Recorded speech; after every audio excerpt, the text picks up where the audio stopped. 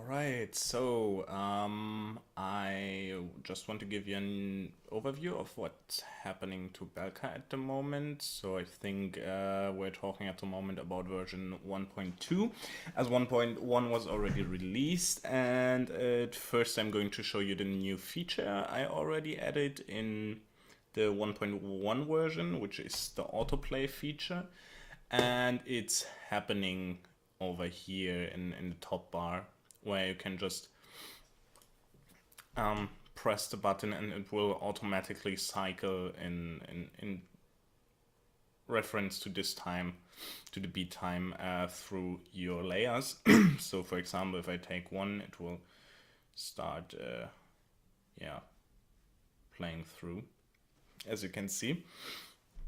You have the possibility to disable the autoplay feature in your layer settings. So when you press this button, it will no longer be affected by the autoplay, which is very handy if you are like somewhere in a club and need to go to pee, or it's just like 5 in the morning and no one's really giving a shit anymore, and you just want to enjoy the evening but still have some visuals. Yeah, so disabling by just pressing it again, and it will no longer run. The second thing I'm working on at the moment, and actually got quite working, you probably saw it already, is I got control over the FX, or I give you control over the FX at least for 4 parameters, and it's like 4 parameters per FX. I just settled for this amount because I think it fits good in the overarching easy structure of the interface. And yeah, you can just drag and drop.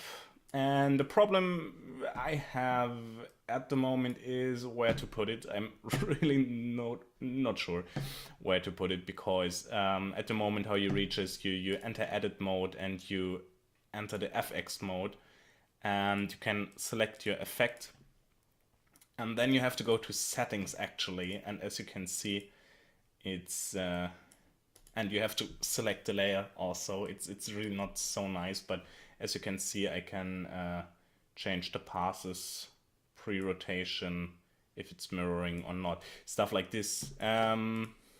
Same with the edge I implemented, so I can say if it's an overlay, the thickness of the edge, the sample step, and yeah, this part is nothing, so I'm going to edit implement that you can hide parameters actually, so because there's just some stuff where you don't need a lot to do.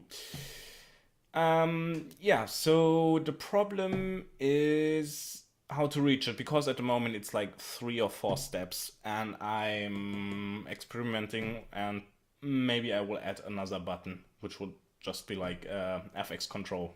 I think it's the easiest, but maybe you got a better idea.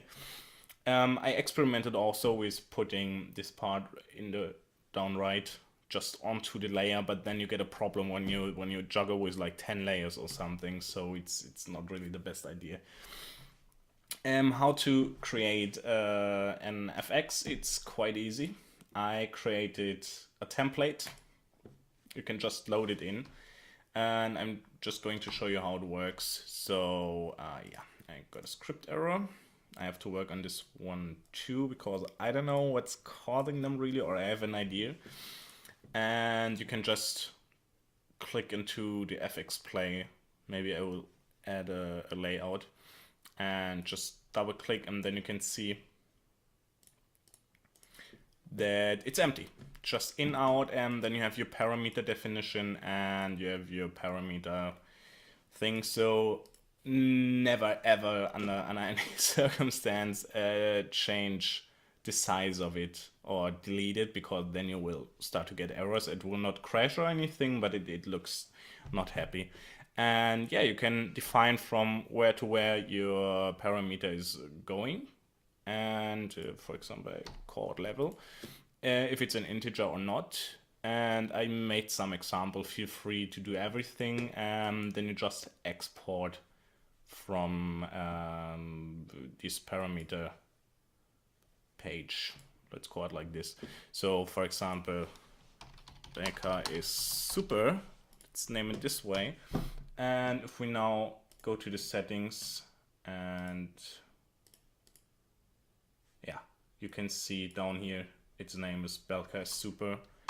And you can just say it should go to 200.